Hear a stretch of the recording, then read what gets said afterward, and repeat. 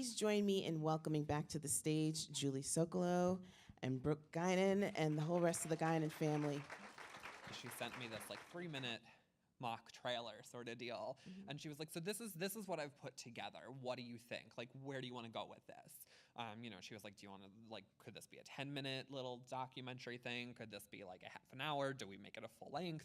And I saw this trailer and I was at Jim's condo and I remember seeing this trailer, and after it was done, I looked at Jim and I was like, I don't know how to feel. And he was like, why? And I was like, well, because it's me, and I have lots of feelings about seeing myself on a screen. Right. I was like, but if I take myself out of this, I was like, that was really cool. I was like, I would want to see that movie.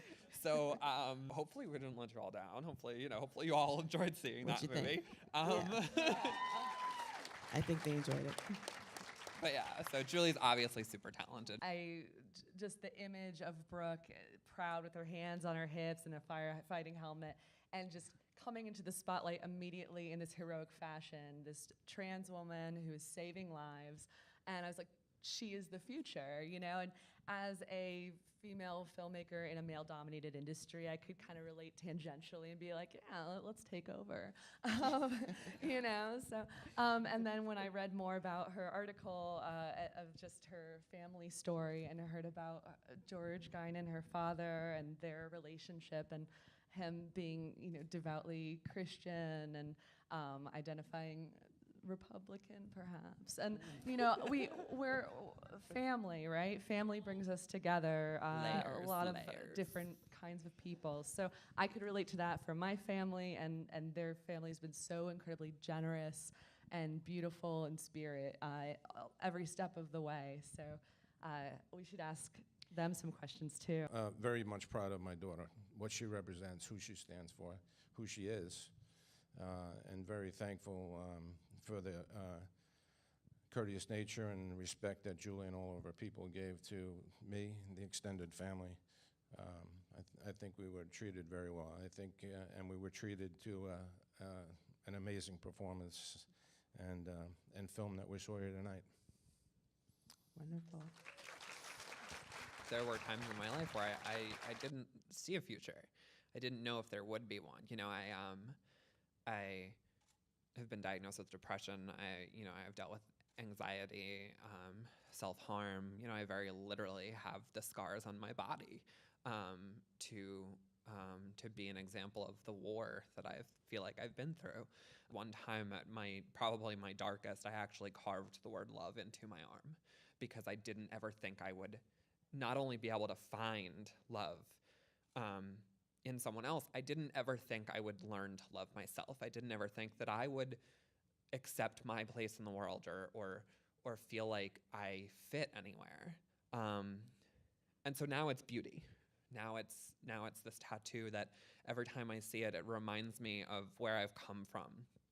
And so so I would say it definitely, you know, it was a struggle to get to where I am now, but I think without those moments, without those times, I wouldn't be who I am now.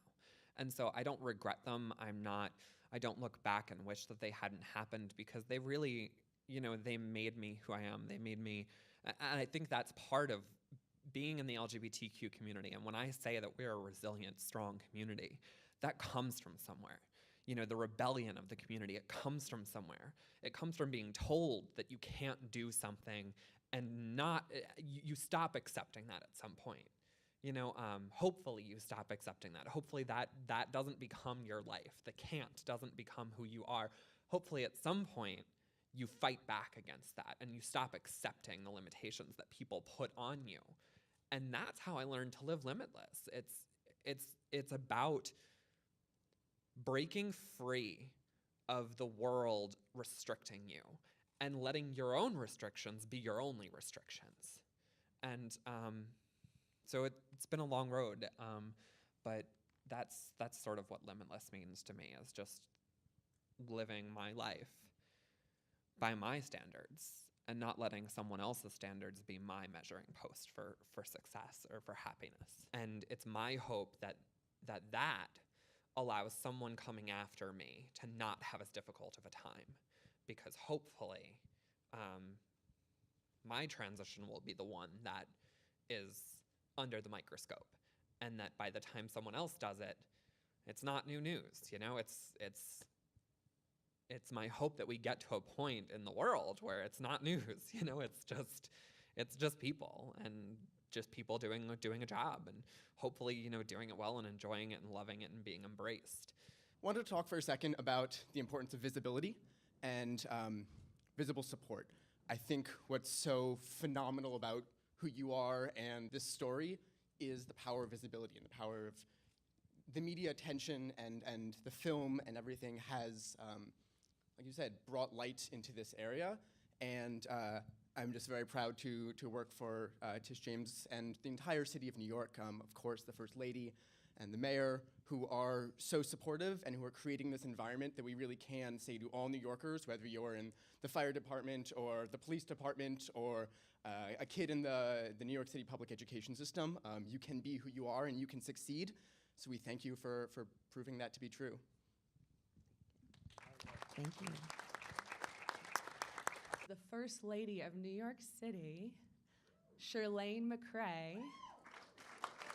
We are so honored to have her here tonight. She is a writer, a poet. She is a passionate advocate for the underserved. She is a champion of gender equality, and she and her husband, Mayor Bill de Blasio, have been longtime devoted allies to the LGBTQ community. So give a big round of applause for the First Lady of New York City. This film is an affirmation. And thanks to this film, Brooke is swooping to the rescue at the perfect time, just like one of her beloved superheroes, right? You choose your name, you choose your gender, because you know who you are, right?